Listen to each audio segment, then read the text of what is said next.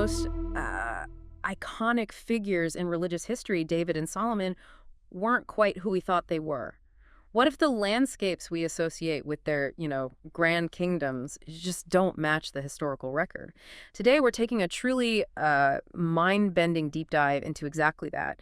We're re-examining the historical and archaeological evidence for these incredible prophet kings, moving well beyond some of the traditional narratives we've all kind of grown up with. It's a really critical challenge, actually. There's this rising tide of skepticism about prophetic stories.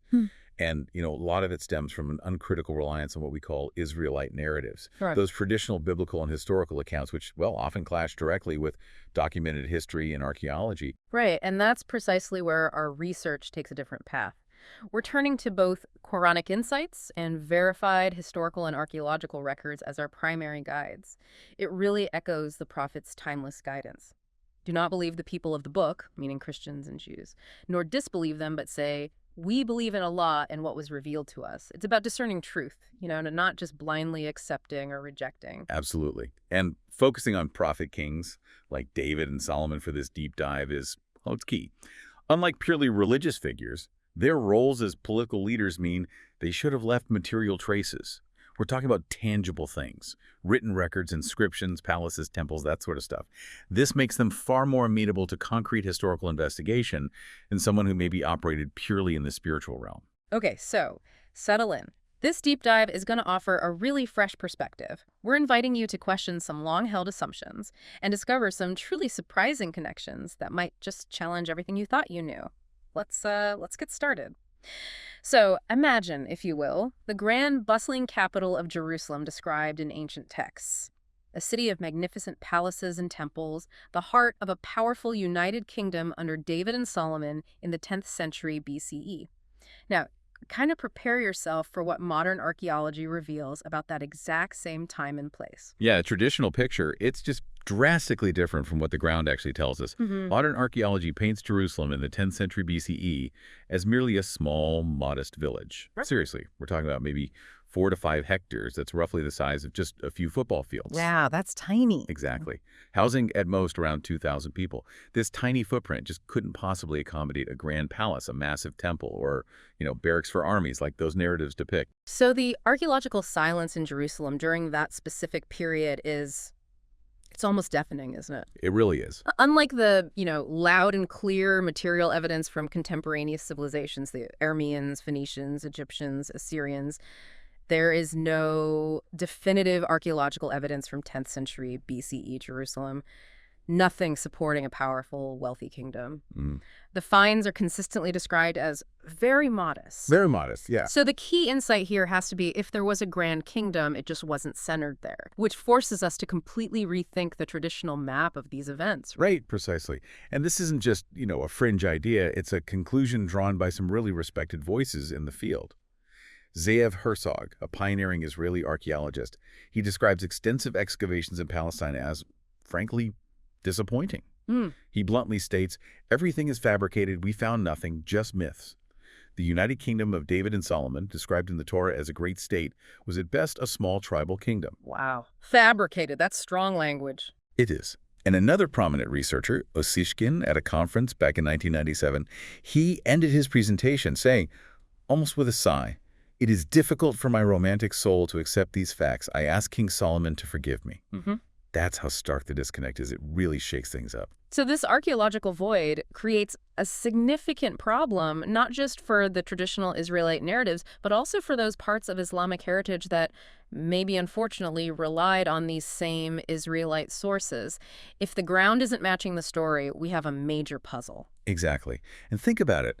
If the Quran describes Solomon's kingdom as one of great dominion and vast authority, a truly expansive empire, how could it possibly leave no material trace in Jerusalem?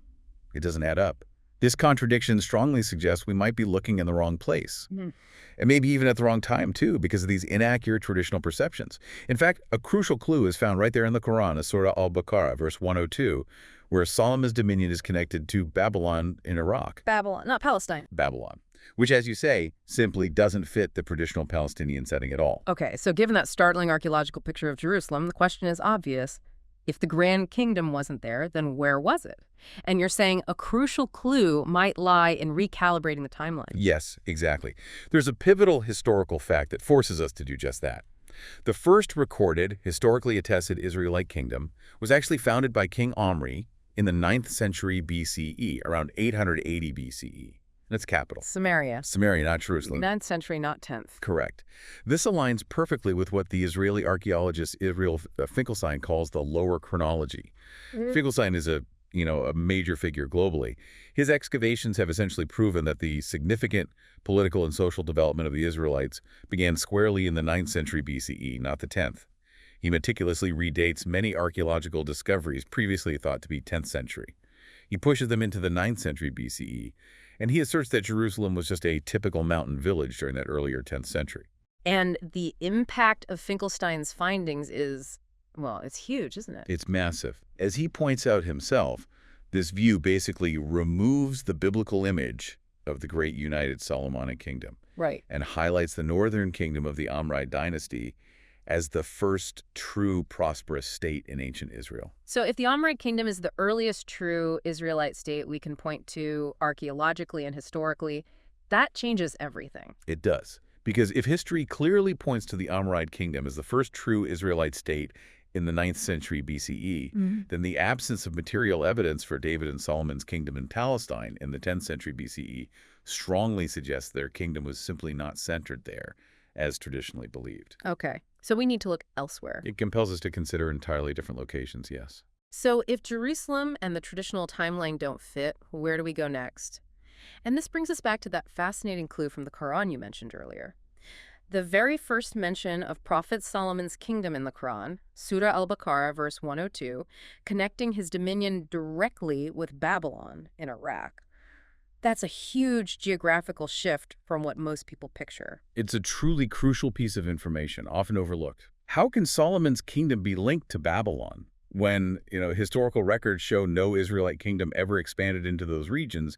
Traditional accounts just can't bridge that gap. And what's even more striking from the Quran is that it never directly links Solomon to the Bani Israel, the children of Israel specifically, does it? No, it doesn't. It uses broader terms, suggesting his authority was far wider, extending over more peoples than just the children of Israel. Right, which opens up a whole new realm of possibility. Exactly. So based on this, our search shifts dramatically. We need to look for a great empire that extended across Iraq and the Levant in the late 10th and early 9th century BCE. An empire with the kind of vast dominion the Quran describes. And there is, a prime candidate that emerges for the mists of history. The Neo-Assyrian Empire, founded by King Adad-nirari II. Adad-nirari II. Right, he reigned from 911 to 891 BCE. The Neo-Assyrian Empire. Okay, for those who might not be familiar, this was one of the greatest ancient Near Eastern empires, right? Flourishing from the 9th to 7th century BCE. Renowned for military might, advanced administration, controlling vast territories from Mesopotamia all the way to parts of Anatolia, Palestine, the Levant, even Egypt. I mean, that sounds like the kind of dominion we're looking for. Absolutely. There are several compelling reasons why Assyria is the prime candidate for the true context of David and Solomon. First, the timing. It rose to prominence in the late 10th and early 9th century BCE, aligning perfectly with Finkelstein's redating. Okay, checks that box. Second, its territory. Its reach was described as from sea to sea, from the Arabian Gulf to the Mediterranean, including Palestine. This directly matches descriptions of David's kingdom found in Jewish texts. Ah, interesting. So the description fits geographically. And third, and this is perhaps the most remarkable point, its monotheistic tendency. Really? In Assyria? Well, tendency is the right word. Unlike the other deeply polytheistic civilizations of the time, the Assyrian state, particularly under Adad-nirari II, showed a distinct move towards the worship of a single central deity, Ashur. This god, Ashu, wasn't depicted in statues, had no specific temple just for him initially, and wasn't given a wife or children in the mythology.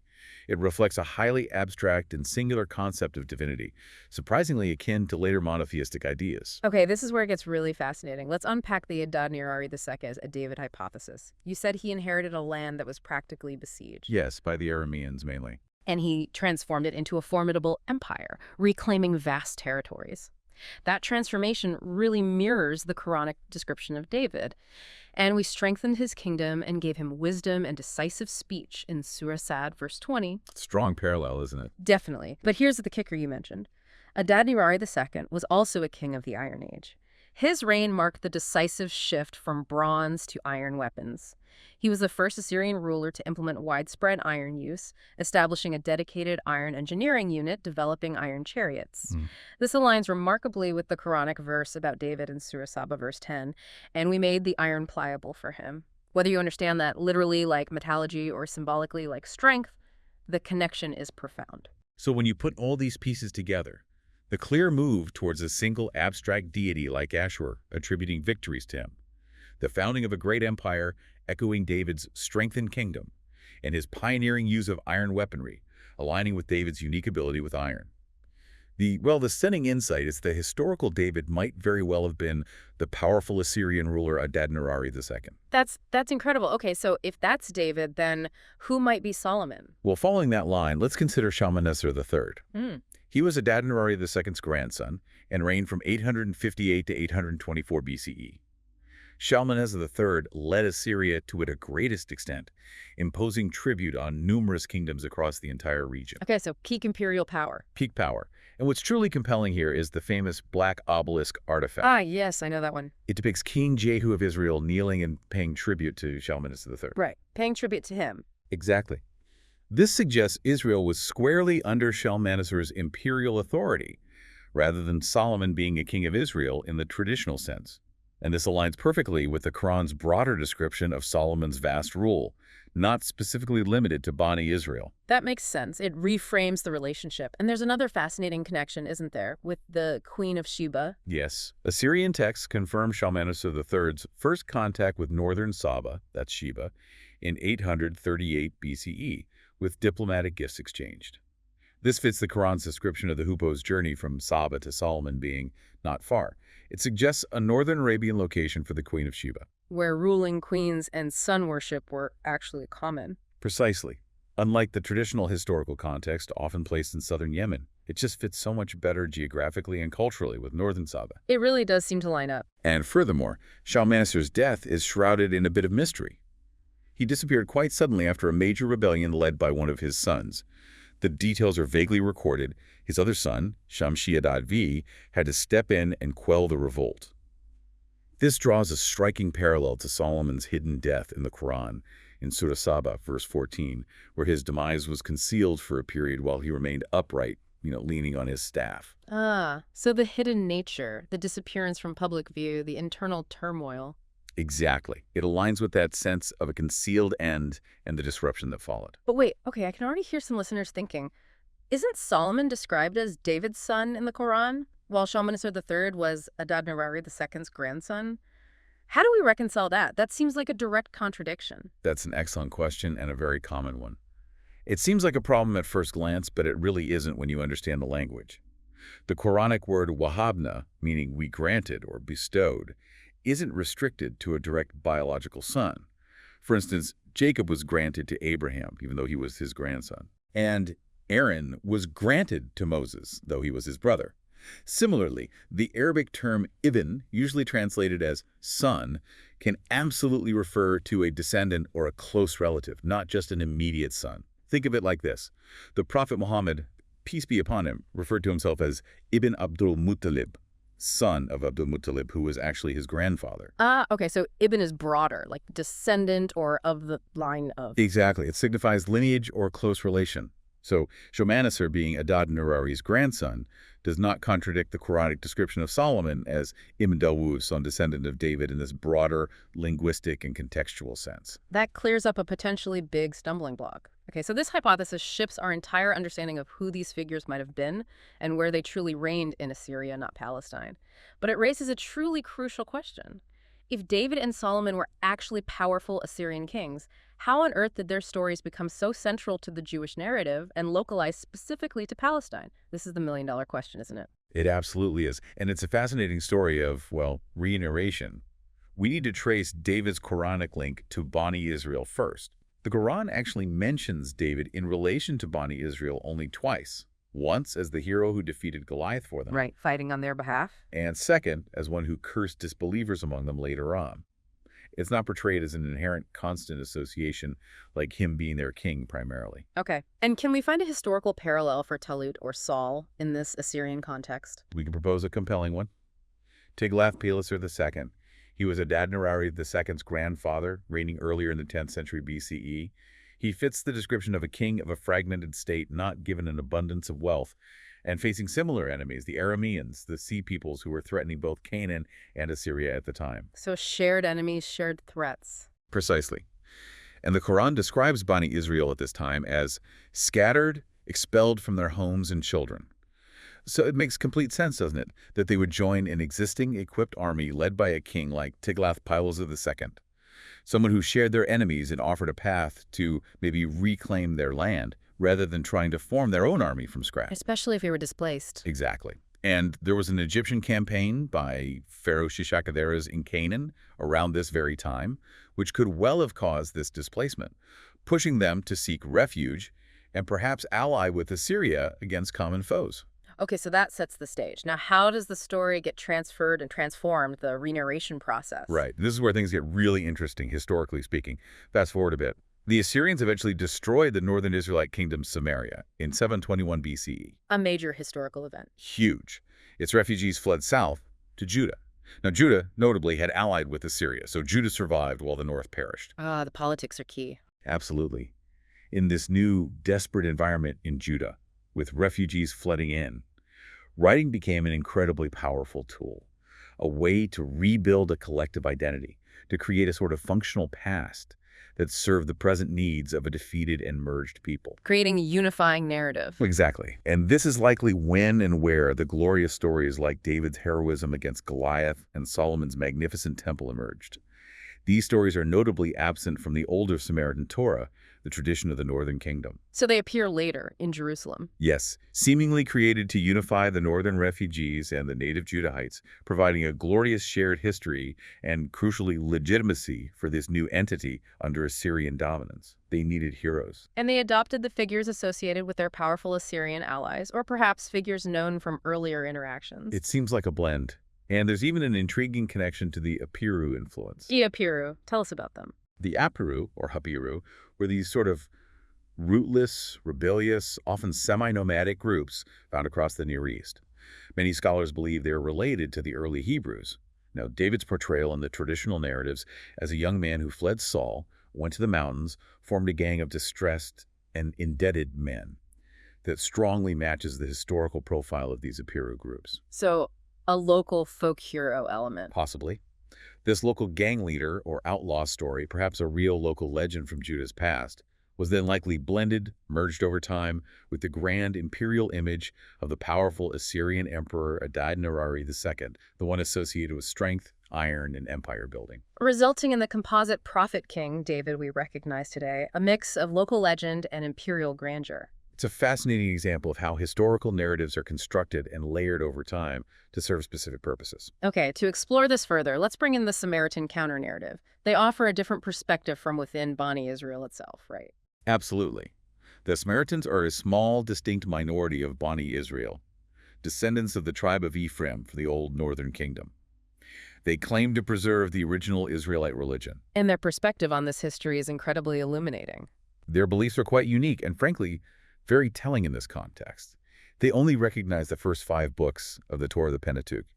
Their rituals are remarkably close to Islam in some ways. Really? Yes. And they even acknowledge Prophet Muhammad. But crucially for our discussion, they deny the sanctity of Jerusalem altogether. No Temple Mount for them. No. They believe their holy place is Mount Gerizim in Samaria, near modern-day Nablus, the heartland of the old northern kingdom. And their perspective on David and Solomon, this is key. It is.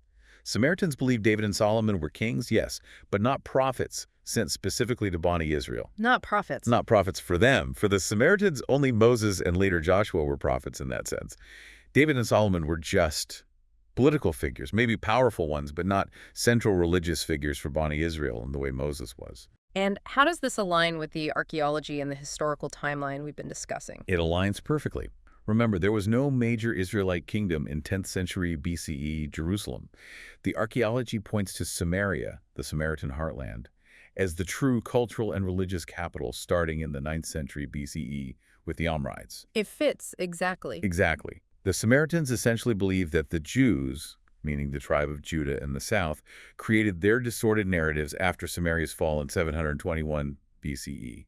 They argue Judah purposefully turned Jerusalem into a religious capital out of defiance and political necessity, and in doing so, mixed truth with falsehood, as they might put it, in their stories of David and Solomon, elevating them in ways the original northern tradition never did. So the Samaritan historical memory provides a compelling alternative, one that actually fits the physical evidence much better. It really does. Another strong piece of the puzzle, suggesting the traditional narrative centered on Jerusalem in the 10th century is a later construction.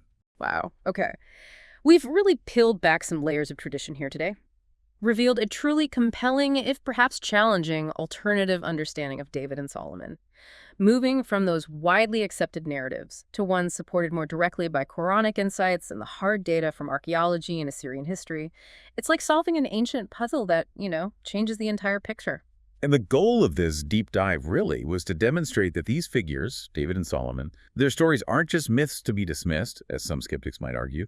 They point towards historical realities, realities affirmed potentially by both divine texts and earthly evidence if we're willing to look with an open mind and connect the right dots. The facts are there. And perhaps that's the greatest takeaway for everyone listening. This deep dive serves as a powerful reminder, doesn't it? The importance of constantly reevaluating our understanding of history, of faith, of the stories we tell ourselves.